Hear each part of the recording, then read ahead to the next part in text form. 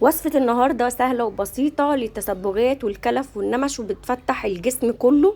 كمان ممكن تعمليها كحمام مغربي طبيعي، حاجة طبيعية عاملاها من بيتك، حاجة تحفة جدا. بتفتح التصبغات، البقع، الكلف، النمش، بتفتح البشرة جدا من آثار الشمس وآثار البحر. بجد حلوة جدا جدا جدا، بتفتح وتحفة. جربوها تعجبكم. الوصفتين دول أنا عاملاهم ليا شخصيا، هجربهم على وشي، بجد رهيبة رهيبة رهيبة. لايك واشتراك ويلا بينا. هنا هحتاج أي نوع صابون. الصابون اللي أنا بحب استخدمه بيكون فيه كريم مرطب أو يكون زيت زيتون، يعني اي حاجة تكون طبيعية. اي نوع صابون لو انت هتستخدميها لوشك، لو هتستخدميها لجسمك اي صابونة مش هتفرق. هنا هبدأ ان انا اخد معلقتين من الصابون اللي هو بزيت الزيتون، حاجة طبيعية 100%، لان انا هعملها في وشي. اي ماسك فيه صابون بنستخدمه مرتين في الاسبوع، مش بنستخدمه يوميا. هو مش بنغسل بيه وشنا، هو كماسك بس يدينا تفتيح وتوريد، وكمان ينعم البشرة. لان طبعا الفترة دي ناس بتصيف كتير وناس بتخرج في الشمس كتير، فبتغمق وبتسمر عن لونها الاساسي. ضفت معلقتين من الصابون زي ما قلت لكم، وهحط عليها معلقتين من المية السخنة اللي بتغلي علشان ادوب الصابون. تمام كده. هنا انا عايزه ادوب الصابون خالص، ما يبقاش فيه اي تكتلات، عايزاها تبقى حاجه ناعمه، يبقى زي الكريم ناعم خالص. تمام كده.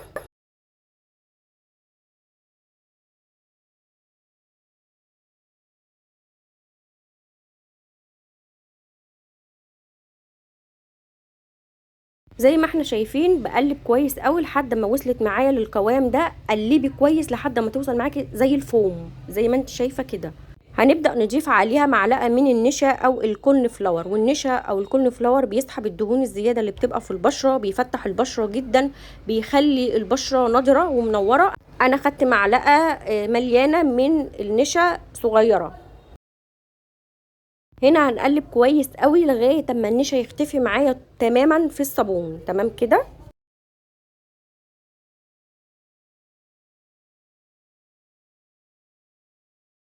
اهم حاجه في الوصفه التقليب، لازم تقلبي كويس قوي زي ما انتي شايفه. انا بقلب لحد ما اوصل للقوام اللي انا عايزاه، وطبعا انا بوريكي ده علشان تبقي شايفه انا بعمل ايه. هنا انا هاخد معايا معلقتين من الحليب. الحليب حلو جدا للبشره، بينظف البشره جدا، بيخلي البشره نضره، مفيد جدا للبشره اصلا خارجيا وداخليا، يعني هو حلو قوي. فهاخد معلقتين وهبدأ ان انا اخففهم بيها، وهقلبهم كويس لحد ما تبقى معايا كريمة ناعمة.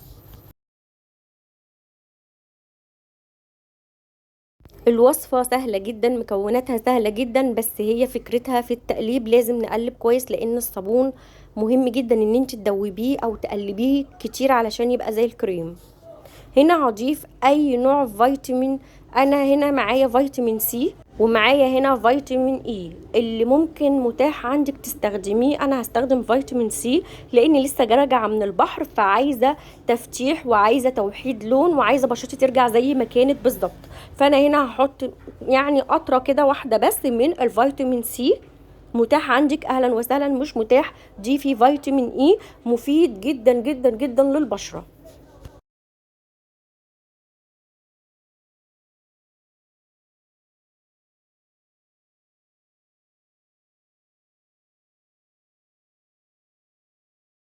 هنا انا بقلب كويس قوي، وزي ما قلت لكم بنعتمد على الوصفه دي في التقليب. لازم تقلبي كويس عشان توصلي للقوام اللي انت شايفاه ده. تمام.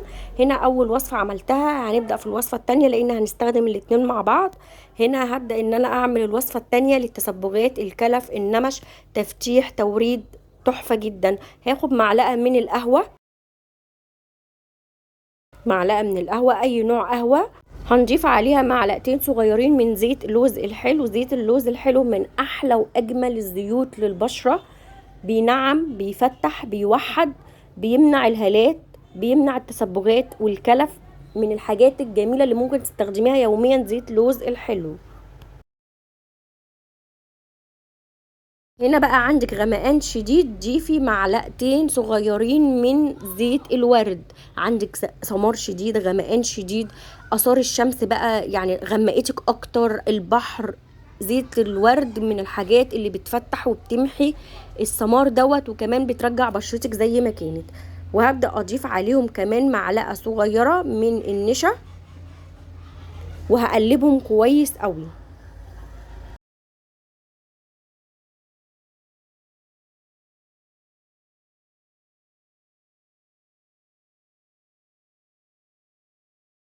هبدأ اخففهم بشوية مية ورد علشان تندمج معايا كويس وتتقلب كويس، وكمان مية الورد مفيدة وتحفة جدا للبشرة. فانا حطيت كده حوالي معلقتين من مية الورد وهقلبهم كويس قوي. ولو احتجت مية ورد تاني هبدأ اضيف تدريجيا حبة بحبة كده لحد ما القوام بتاعها يبقى ناعم معايا، مش سايل ولا تقيل.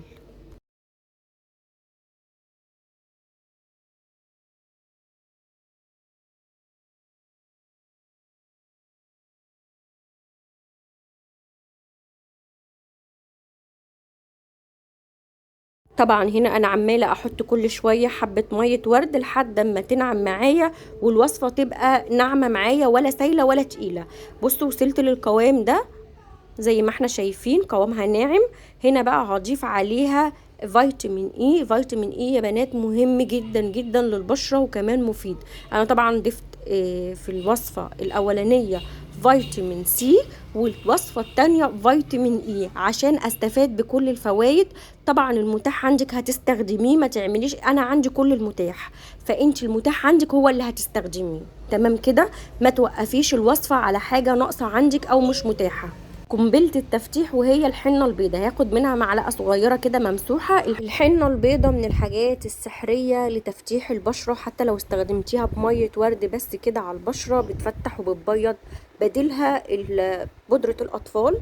لو انتي مش عارفة توصلي انك تجيبي الحنة البيضة من العطار او من اي مستحضر تجميل، بديل بتاعها اللي هي بودرة الأطفال حلوة جدا جدا، بتفتح وبتبيض وبتنور البشرة، وكمان بتديها نضارة كده حلوة قوي، وبتوحد كمان لون البشرة.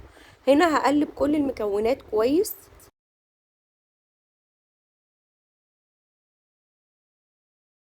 وده القوام بتاع الوصفة بتاعتي التانية. النهاردة بقى هقولك تستخدميهم ازاي. الوصفتين دول بتستخدميهم مع بعض. اول واحدة بستخدم وصفة الصابون، بستخدمها على وشي. انا طبعا هعمل حتة صغيرة على ايديا لان انا عاملة الوصفة اساسا لوشي عشان تكفيني. ببدأ ان انا اوريكي القوام بتاعها على الايد اهو. بصوا ناعمة جدا، بفردها على كامل وشي والرقبة وبسيبها من ربع ساعة لتلت ساعة، لان الصابون اساسا بزيت الزيتون، مش صابون فيه كيماويات او حاجات من دي، لا ده مغذي بزيت الزيتون. فعادي ان انا اسيبها على بشرتي من ربع ساعة لتلت ساعة لحد ما تنشف، وهبدأ ان انا اغسلها كويس قوي. شايفين مخليه ايديا تحفة. هنا بقى ببدأ احط على طول بعد ما بغسل وشي الوصفة التانية.